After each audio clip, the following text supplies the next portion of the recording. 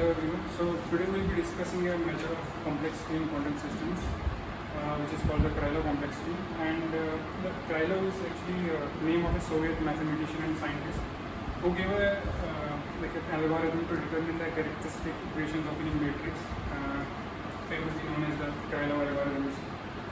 And so we'll be looking at the complexity measure of a quantum system, based on the fact that for any operator or any state vector, as it evolves in time, its dynamics get more and more involved with the Hilbert space. So initially the state vector is let's say localized on a small subspace of the Hilbert space. As it grows with time, as we time evolves, it explores more and more region of the Hilbert space. And Krylov complexity is just the measure to quantify that exploration of that growth. So we'll be working in a special basis known as the Krylov basis, and the notion of quantum complexity can be effectively captured by quantizing the number of Krylov basis vectors that we need to determine or to write the state of any vector or any operator at any time. To begin with the basis construction, we'll deal with an state vector first, and then we can move on to like operators and so on. For any state vector psi of t in Hilbert space, its unitary evolution can be written like this, which is the Hamiltonian of the system. If we expand this, it's expressed like this. So we get a sort of relationship like this, which depends on the iterative powers of h. So h operates on psi naught h square h cube and so on. And our goal is to make up a basis which consists of these powers, like h n of psi of 0. Psi naught is just the constant initial energy. And this is the basis that we will be calling the Krylov basis. So given any initial state vector psi naught, if we keep iteratively applying the Hamiltonian, we'll make up a basis. And depending on how complex the state vector psi is, we have more number of these terms in this basis. So that's the idea there. And this basis this basis like this in this form is not orthonormal. So we'll make it an orthonormal basis using the algorithm called the Delta algorithm. And you can convince yourself that this is just the Gram-Schmidt orthonormalization technique. So you are constructing these states. So first of all, your h here is time. It can be time dependent. It can be time dependent. Provided that the Hamiltonian at two different times commute. Yeah, it can be time dependent, but here we are working with the time independent Hamiltonian. Time independent Hamiltonian. Yeah, this Hamiltonian does not depend on time. We can work with time independent. But then in order to expand it, we need that the Hamiltonian at two different times should come. Yeah, it should come at two different times if you want to expand So it. starting with that state, you are constructing more and more state by operating h on the psi naught. It's iteratively on psi naught, and Collectively, they form a basis. collectively they form a basis called the Krylov basis. And the idea How is do we ensure that they form a basis? through the construction itself. So we'll take an initial vector and we'll operate the h there, and we'll normalize that vector. Then we'll make sure that it's orthogonal to our original state, and we'll go so on and so on, and we'll generate a basis like that. So this fact is it's given in the construction itself that they are a basis. So what is this? We can write psi of t is So at the end, if we have generated such a basis, I'm denoting that basis as Kn for the Krylov basis, then I can write my original state vector like this as the combination of those Krylov bases. And these are just the amplitudes there. So to go through the algorithm quickly. just one more question. Do we need only Hamiltonian, or I can take any operator? For time evolution, we do need Hamiltonian. Since I'm dealing with like a state vector, I will need Hamiltonian. The Krylov basis. So I can take. So is the Hamiltonian operator important, or I can take, let's say, momentum operator or some other operator? So can I take those operators and call them Krylov basis? I know the structure, like the construction, deals with the Hamiltonian. Only Hamiltonian. If we were dealing with let's say operators, we were trying to calculate the complexity of an operator instead of a state vector, then we will use something called a Liouvillean. and that's a different operator you can. Yes, our goal is psi n, right? So you have psi naught state, h psi naught state, h square psi naught state. So can I take, let's say, just for example, psi naught, comma p operating on psi naught, p square operating on psi naught, and so on and so forth. So again, I can construct basis. Can I again construct Krylov basis for that? No, but I'm defining complexity in a way that I'm saying that okay, the state is localized in the Hilbert space at initial time t. The size localized in some subspace of the Hamiltonian, Okay. and it grows in that Hamiltonian. And how much it grows, I will define that as the complexity. So by that nature, I will need h. Achha. So So it's- resolution is okay. It's in the nature of the construction itself that I require the Hamiltonian is. Okay. And so we can go through the algorithm that orthonormalizes this basis now, called the Lanchos algorithm. So we want this. So we want the Kn and Km to be orthonormal. We'll define like B0. B0 is actually a Lanchos coefficient, but let's just define B0 parameter to be 0 and K minus 1 to be 0. Let's keep it that way. So my first basis vector in the Krylov space will be trivially just the psi naught. So I'm choosing the first vector in my basis to be psi naught. What are B naughts? We'll go through them. Like initially, this is the initial condition. You can go back to that. Let's start with here. So the first element in my basis is just the state psi at initial time t. Now I can calculate A naught like this. Since I know what K naught is just my initial vector psi. I can calculate A naught. Now since I have my A naught, I can calculate this quantity called as An, which is just h minus An of this Kn minus 1. So if you put so we have K naught now. If you put A1 here, so we'll get like an A naught here, and A naught we already know, and we'll get a B minus B1 here, sorry B0 here, and K minus 1 here. That's why I'm putting these things here to 0, so that this term will vanish. And step by step I can run through this I algorithm. want to see whole calculation. So can we do the calculation step by step, all this Yeah. explicitly? Maybe you can erase it and then. Okay, there is a top part.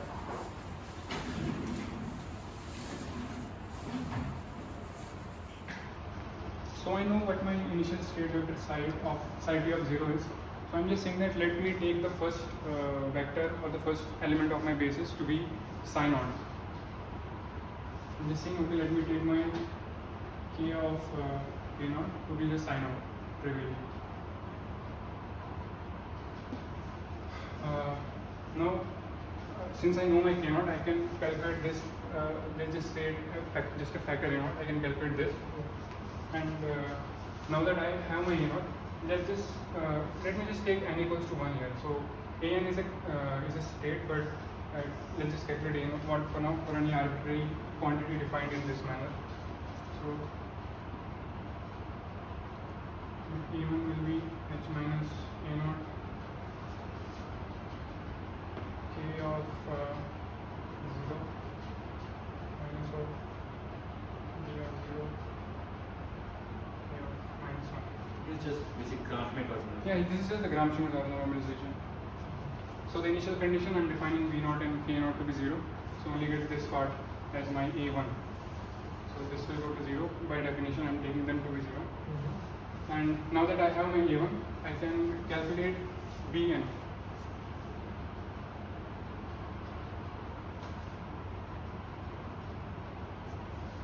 Now that I have my A1, I can calculate a factor here Bn like this. Now, so I have my K0. Now I need my K1. Now my K1 will be 1 over B1. So yeah, B, I'm taking n equals to 1 here.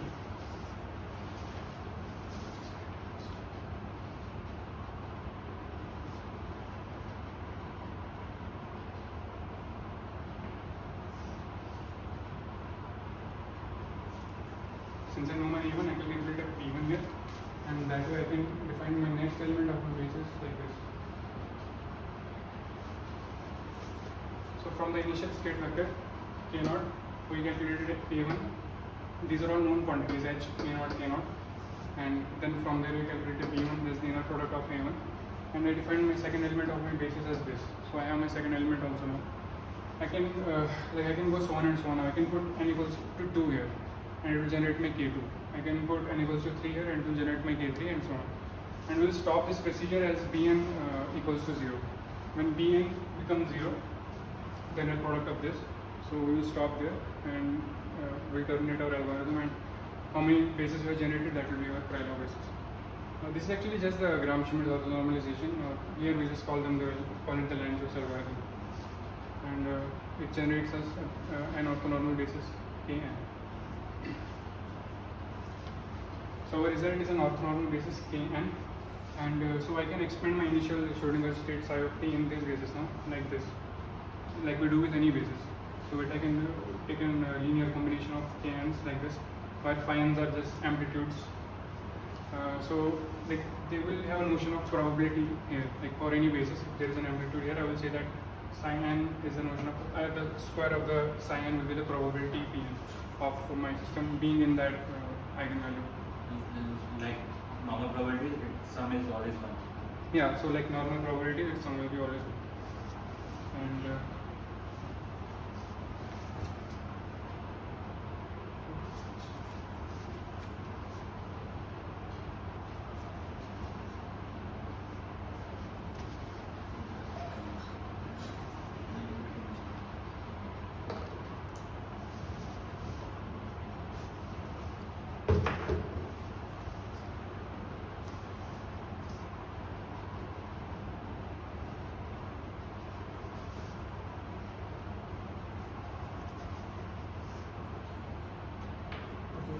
you are demanding that K naught, the net product of K naught is just 1. The length of K naught is just 1. that initial or Okay. so the vector that we have generated, we are normalizing it, and we are subtracting that part out, so it's orthonormal. So it's Because K naught for K1 and all you have brought it, but for K naught is also we are demanding. Yeah, that should be one. The Okay. initial state should be normalized itself. So it starts with a normal basis. Okay. And so I'm trying to. So actually, the problem of the Krylov complexity mirrors the problem of the trivial 1D problem. So I'm trying to see that. Let's just go to the step 3 here. My step 3 is this. An I can substitute as Bn times the Kn here, and my h of Kn, like we can just take n minus 1 to n. My h of Kn will be like this. Just from here, my h operator on Kn will be this.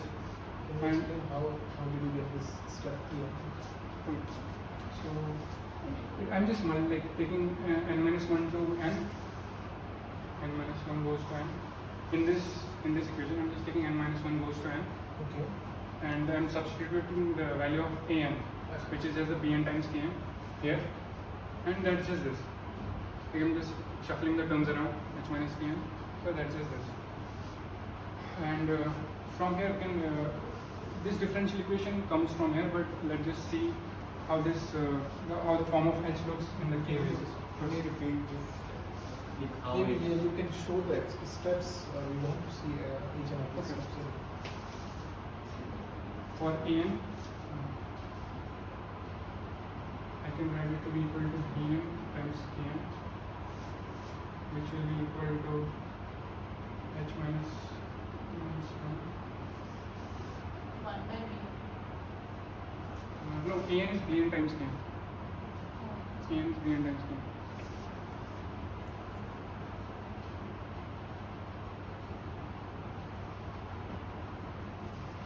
So I have this. Let me just take n minus 1 to n. Yeah, in this equation, let me just take n minus 1 goes to n. So it will become bn plus 1 kn plus 1, which will be equal to h minus of kn times kn minus of bn kn minus 1. So I get this. Now multiplying h with this, then with this, then just shuffling the terms around, I just get this. Okay. H of K you are getting. H of k, and I'm getting like this. Okay.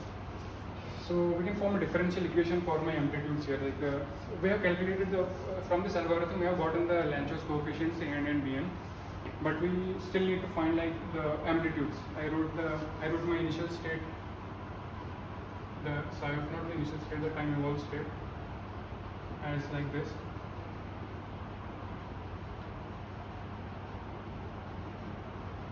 In the Krylov basis, my state can be written like this. I got the Lange's coefficient, but I still need this to find these amplitudes here. To find these amplitudes, I can just write the. You can just get it from like the Schrodinger's equation, psi t of psi of t equals h of psi. H of psi of t, I can write it as psi n of t h k n of l, like this, substituting signs from here.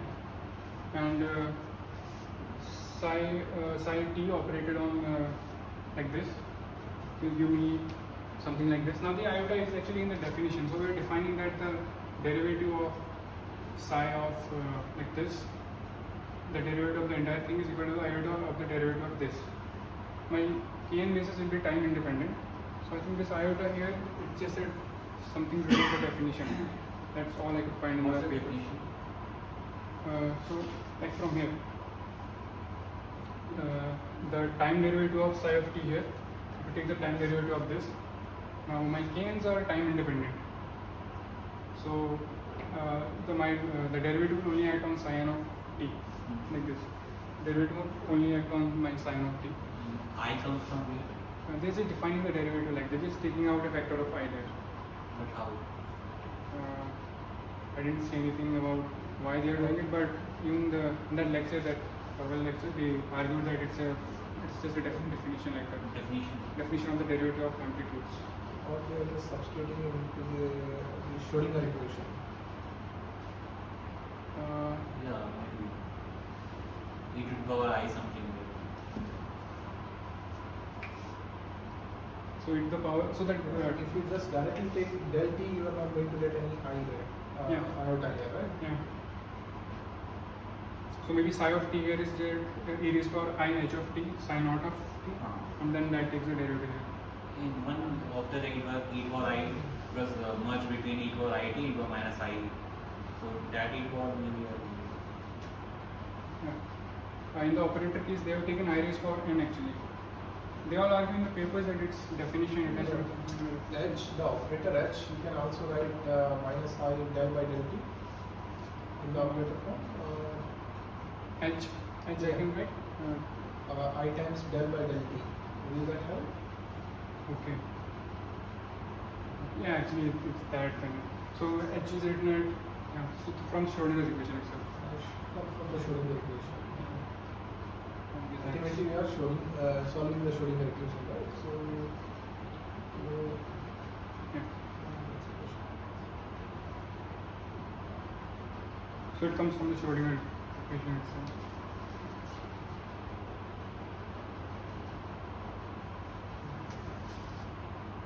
So this will be like the differential equation for my amplitudes psi n of t, and I can solve the differential equation given my initial condition that I am defining. This is just the initial condition that the first basis or the k n of 0 is just psi naught, and I can solve this differential equation. I know my Lange's coefficient bn's, n's, or I can get my bn's are known to us. When you are finding phi naught, phi 1, phi 2, phi 3 for all times, right? Yeah. So it's just a differential equation in time. So this is a function in time, this is a differential equation in time, and we have our initial condition also. But in order to know phi 1, I need to know phi naught at all times. Yeah, so this will be the definition, like the initial condition for it. Delta is derived. Huh? Delta is Delta is what? Like normal delta derived or Derived. So for chronicle delta. chronicle. Yeah. So let's see for one case. Okay. Phi naught. Phi naught would be 0 at t is equal to 0. Right? Phi naught will be 0 for t equals to T is equal to 0. But here, if I want to find, so then what would be phi naught at all time?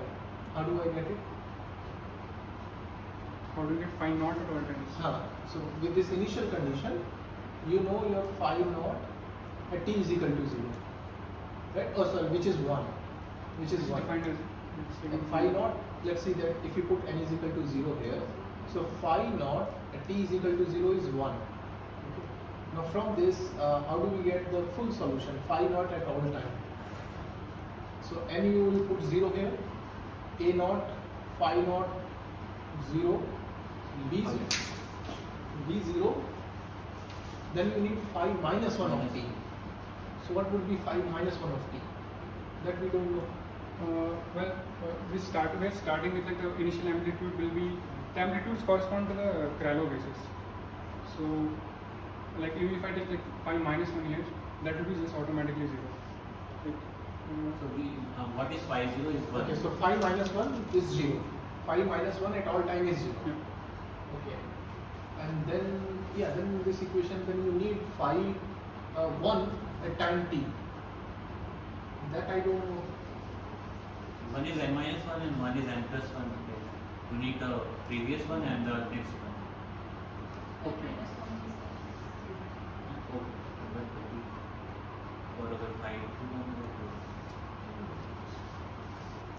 How it's coming like? The derivation of this, like it comes from the Schrodinger section. So this is Schrodinger equation. He substituted in the Schrodinger equation. He constructed a differential equation or time dependent differential equation for phi n of t. So your aim is to find psi of t. So he is able to expand that psi of t in terms of kn. Now kn is known, but the prefactors, the time dependence is contained in this phi n of t. So for that he constructed with this differential equation. Now that phi n of t, he needs to know phi 0 at all time, phi 1 at all time, phi 2 at all time. So that you can get from this, but I cannot see with only this boundary condition how would you generate all profile of all phi at all times.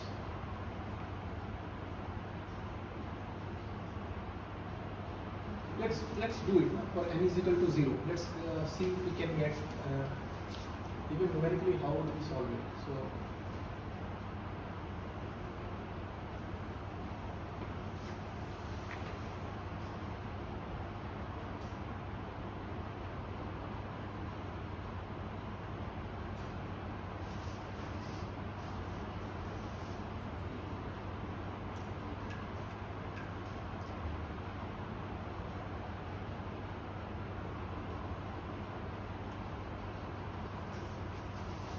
so then I need phi 1 of t.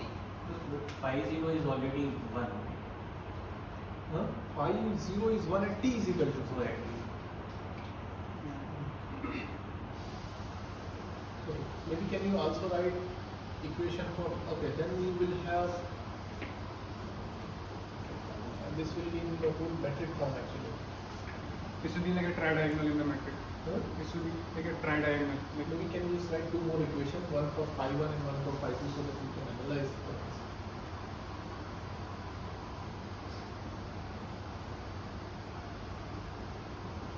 But they will be coupled equation, right? So, Yeah, this will be coupled equation, but the problem is phi not need phi minus 1. Okay, phi minus 1 is 0, but you still need phi 1 in order to know phi naught, the profile of phi naught at all time. Right, so what you can do is you can make a metric out of this, but still I want to see how the metric will solve.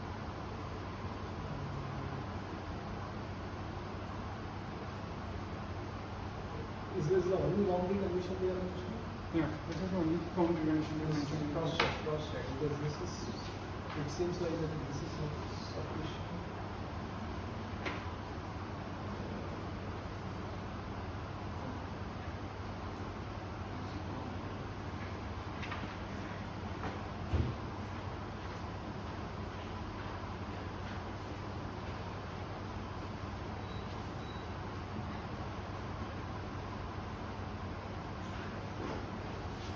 If phi minus 1 and the second term was 0, then we could know phi naught as a function of t for all time, given this boundary condition.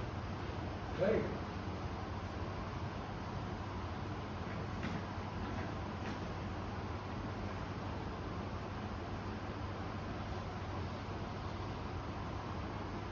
That is the only boundary condition that they're taking.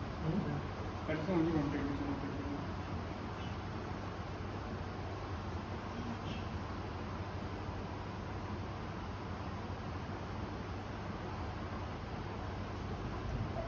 You must have worked it out, right? Actually, we take the there are other steps there. So we only need to find like from the inner products. So I don't actually use this definition here. I use like an inner product definition to find my amplitudes. I was just trying to write the differential equation for the amplitudes. Like I did this for an operator, so they are using like a Whitman, something called a Whitman inner product of operators, and there I don't need to actually solve this differential equation. I was just writing like how the science should be Whitman. Maybe we can go one step by step in this. We cannot see how this equation is generating the time profile of all phi's here with this boundary condition. Unless and until I know what is phi 1 of t or phi 1 at okay. So if I put, let's evaluate this at t is equal to 0. So at t is equal to 0, phi 1 of, okay, maybe you can get it. We can Actually, start from zero. like the initial vector is just k0, right? So maybe when you write the differential equation, so this is like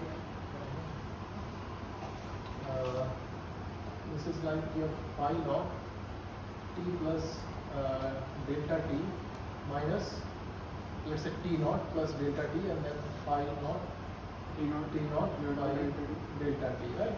This is known. This is known. This is 1. So this quantity is known. Okay. This is also at t is equal to 0 is known. This is 0, and this is also 0. So you can get at phi naught at delta t. So phi at t1 you know. Phi t naught. Yeah, phi naught at t1, or let's call it t1. So phi at t1 you know. Okay, and if you know this, then what? And for next upcoming time we can.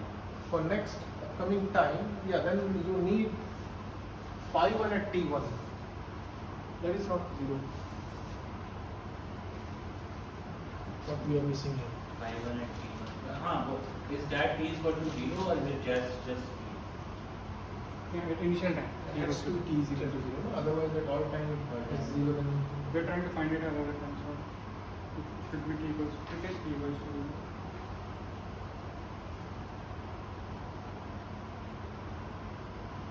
Sin of t equals to 0.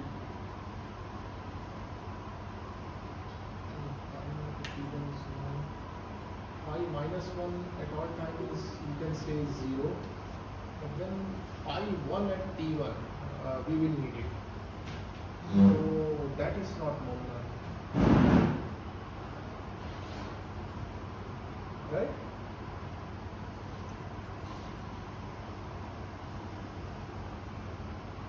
So t equals to 0. Yeah, so t equals to 0 there as well.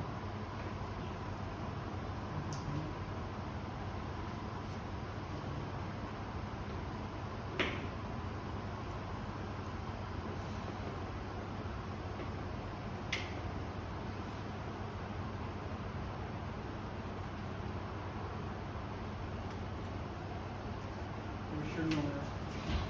And we should know like what sin n plus 1 of t is, or make up a previous one to go to the next one. Yeah.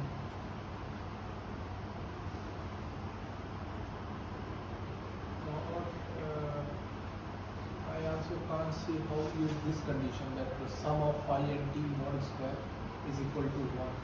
So can we use that? Because it's an orthonormal basis. Like That's k is fine. orthonormal. So can we use that to get some information? No, because it's the sum over all.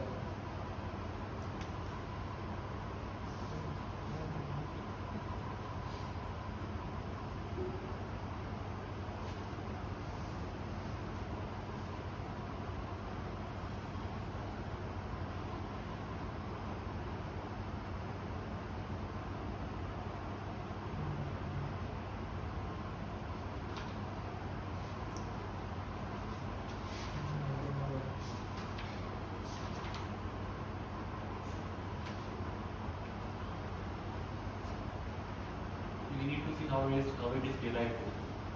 No, Derivation are not derivation is fine. This equation is fine. But now this equation is written to find the time dependent profile of the coefficient phi and t. Right? So how do we find it? So we have to solve this differential equation with this boundary condition.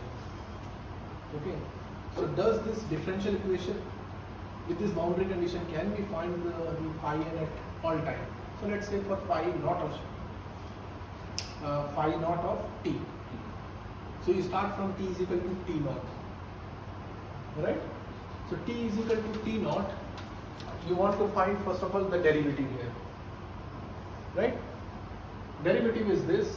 This is known. This is just 1 here at t is equal to t naught.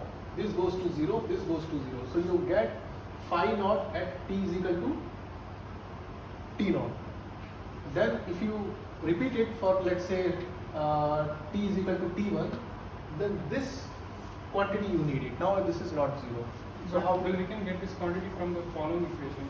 Which equation? Like I wrote it for phi Yeah, naught. but then the phi 1 will require phi 2 here. So I'll get like a bunch of coupled equations. So you need like future, past, and the next.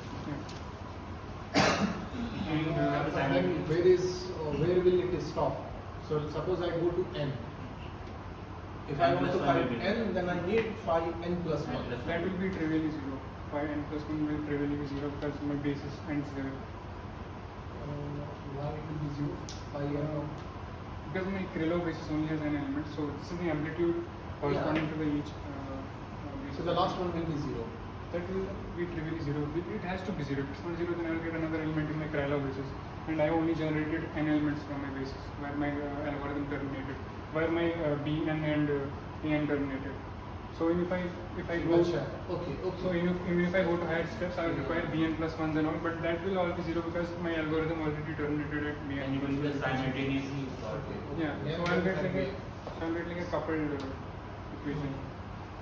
I did not actually use this differential equation, that's why I didn't come across this problem. I did it for like an operator, and we define like a finite temperature inner product called the Whitman inner product. So they don't use the differential equation. Okay, I see. Then might It's just like coupled equations. couple equation is fine. Equation have to be supplemented with boundary condition or the initial condition. Whether the initial conditions are sufficient or not to solve that differential equation is another question. Yeah, maybe what you have said that at one point it will stop at n, and the coefficient of bn plus 1 would be 0, and from that you might be able to reverse back and compute this. Yes, that's how it goes. So you have one this initial and two boundary conditions. So I have two bound. So I have one boundary condition. This And n plus 1 is 0 and n minus 1 is that 0. will be 0. Those two will be also counted. Where is this?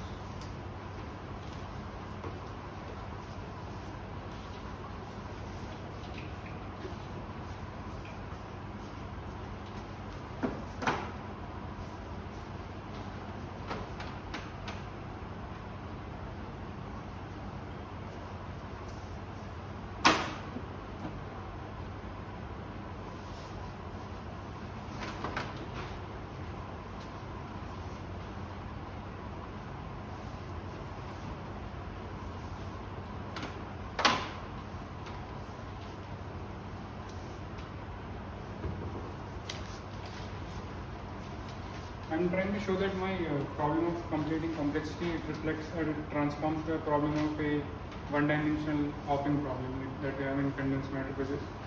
So like to see how that comes.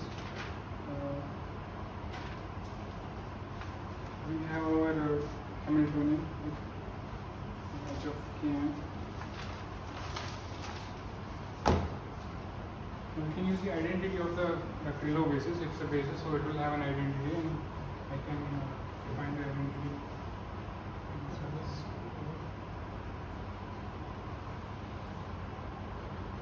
And I can use this identity to find like the form factor of my h here. So I can multiply iota here on left hand side and on the right hand side. So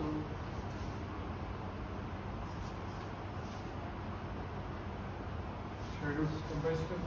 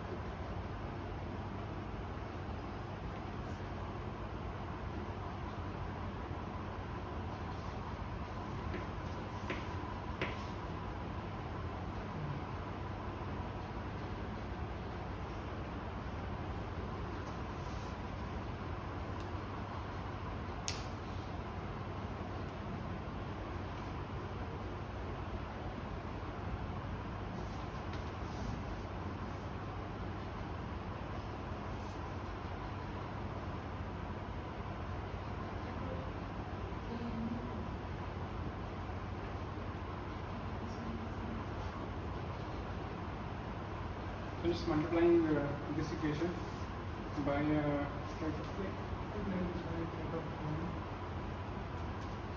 multiplying this equation by rate of graph kn and then taking the summation over n.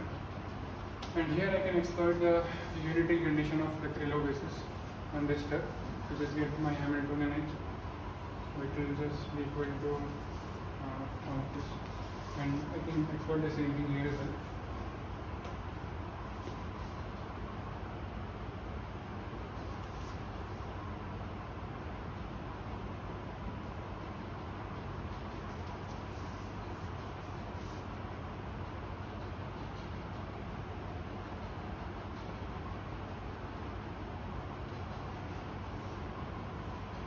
Now this looks like the one-dimensional hopping problem, Hamiltonian, right? Where ANs and BNs are our hopping amplitudes. So if we go from one of the bases, let's say this kn plus 1, kn minus 1. The amplitude to go from kn plus 1 to kn, to move up to be bn plus 1. To go back, the amplitude will be bn minus 1 to bn, and to stay on this step previously. So What happened in the hopping problem? a hopping problem is like we have a one-dimensional lattice of a one-dimensional chain where a particle can either jump from one position to the next, which we call like the creation and annihilation operators. So it can. This Hamiltonian equation is multiplied with the graph kn, right? To get this equation. Right? How did you get the next equation? H is equal to an. Like this should be equal to 1, like the identity. Okay. This here. So I'm just taking the summation over this. This will be equal to I 1 or the identity. Hamiltonian multiplied by identity is just the Hamiltonian. I mean, H doesn't depend on n, so I can just take it out of the summation here. If that's confusing. I can just take this out. That's fine. Yeah. So summation that will be good. Because it's a complete orthonormal basis. So it should have like an identity. Every basis has an identity. Okay. Now the issue is that the left hand side has no index n, but the right hand side There is has a summation on n here. But an also has a summation. En also cannot pull it out of the summation. It also has an index there. Oh, sorry. I cannot pull this out of the summation. It will be.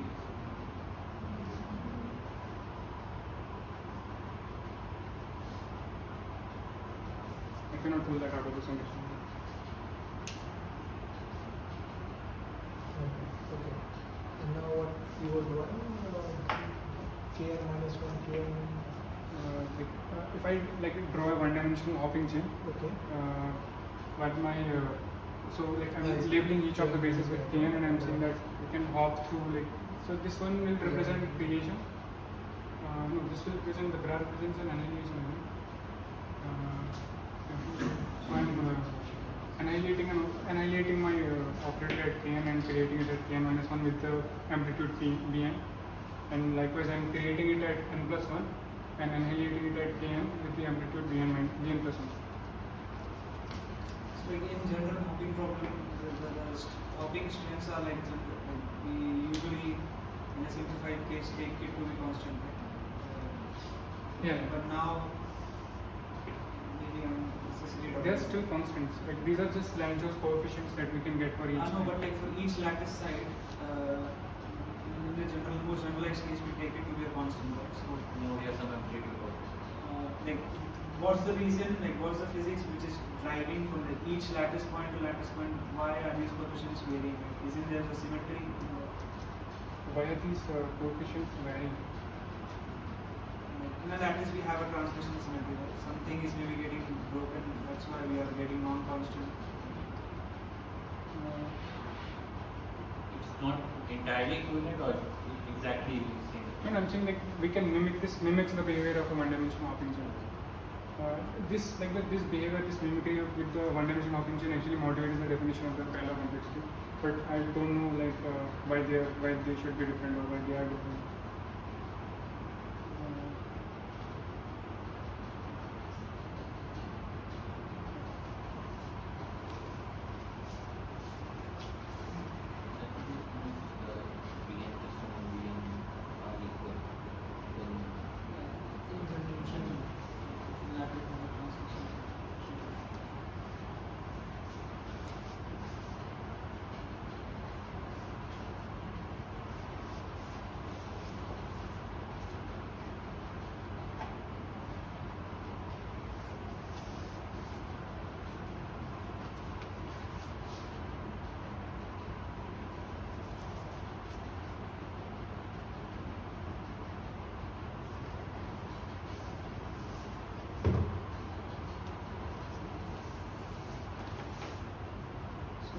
Let me write down the chain again.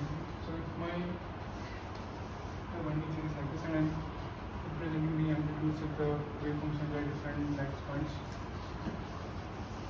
This is phi n minus 1. This is phi n. This is phi n plus 1.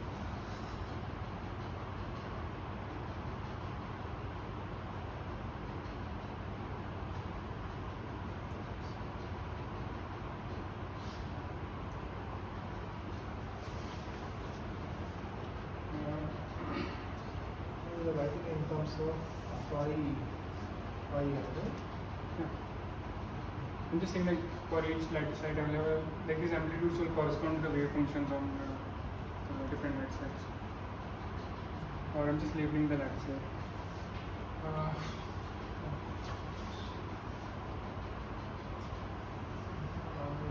Can you see the connection right now? The connection. Yeah, so how phi coming into the picture here? Because this is the Hamiltonian, and Hamiltonian this is fine, but then phi we got it from the state, the time evolution of the state, right? We got phi 1, phi 0 to phi n. We got up to phi n, right? Not phi n plus 1. But I'm just saying in general, we can label it like an M or So something. is this phi the same as the phi that you wrote earlier? I'm just saying like for a one-dimensional chain, I can write like the different modes like the profiles can be written like this for any one-dimensional chain. So this has nothing to do with the No, earlier. I'm just saying like an analogy to one-dimensional chains. If our profiles are given like this, we can write like the 1D problem like this. So the definition. So now the definition of Krylov complexity. We say that the more basis vectors or the more Krylov basis vectors or initial state psi t needs for its representation, the more complex it is. And it can be, so I can define the Krylov complexity now as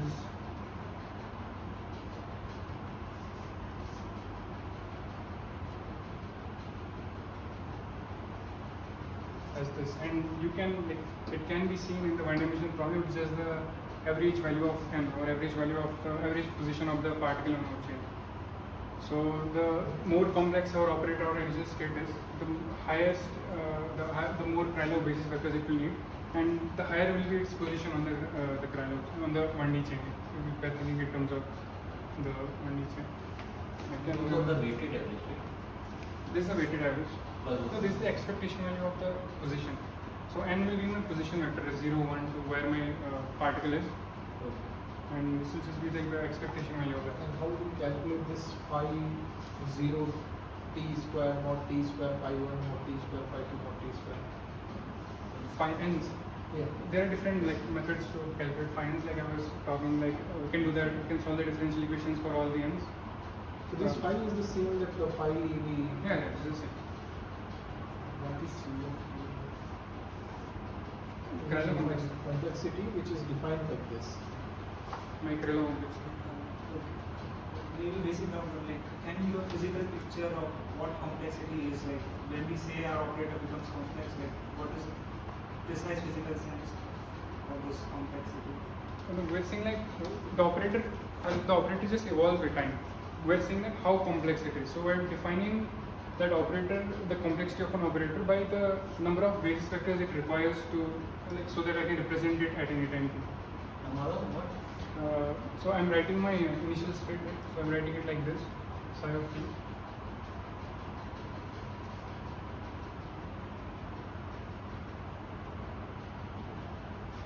Now I can write any initial state vector in the Krylov basis like this. Now the more number of the Krylov bases I need, the more complex my state vector is. So I'm defining complexity in that way. The It's more like how dense or the more the structure you have, the more complex. It's like how many the number of Bases. gates you require to prepare one particular state. That's Yeah. complexity. Complexity. I see. So we're defining complexity like that, the number of Krylov basis vectors that we need to represent our state like this. So the more vectors we need, the more complex our system will be. The physics of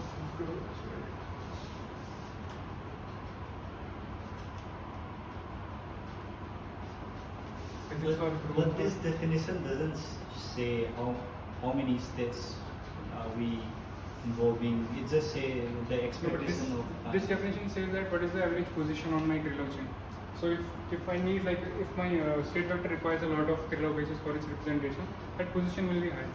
Like individually that will be But high. it doesn't really matter on how many like states we have. It just matter on what's our value of phi, right? Yeah, to accurately represent that psi of t, you need this n, the information about n. So that gives the information about the basis number of the Krylov states that you need. So that's like saying that the number of states you need to prepare a one particular state. To correctly prepare that particular state. Hmm?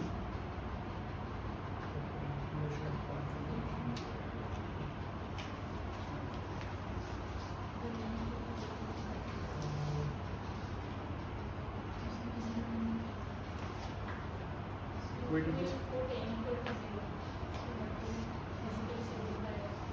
It means that you are in the 1D to, like in the 1D hopping picture or in the complexity. I'm just trying to calculate the expectation value or my of the position vector, and so I will put like n equals to 0, 1, 2, 3 up to my the number of Krylov bases that I require, but that I have. So lower number of n, lower the Krylov. N equals to 0 will be like the my initial, like the operator is at the initial position. So now, Or the state vector is at the initial position. so it all boils down to the calculation of phi n of t, right? Fine. So then we have to understand that equation, the differential equation we wrote, and how to use it to calculate the time profile of phi n, of all phi n at all time. So maybe you can actually work it out just for illustration. N is equal to 0, 1, 2, let's say n is maximum is 2. Then does the differential equation with that particular boundary condition gives all the all time profile of phi n, right? No, what I'm saying is that he wrote a differential equation there. No, we need 5. Huh? We need 5 for that. Yeah, so that was a differential equation of phi n of t. Now the claim is that that differential equation gives the profile of phi n at all time with the boundary condition that phi n at t is equal to 0 is del n of 0. Okay? So let's take n is equal to 2 up to 2 and see whether that differential equation does give the profile of phi n at all time t. Just for then we will be sure, okay, the algorithm is working. Okay, right now I cannot see, it might be correct. I am not saying it's not correct. It has to be correct because people are using it. But it would be better if we can explicitly see that. So, you want to continue? Yeah, yeah. Actually, I have to leave right now. Maybe I'll discuss with you later on. You guys continue and I will discuss with you. I need to go outside.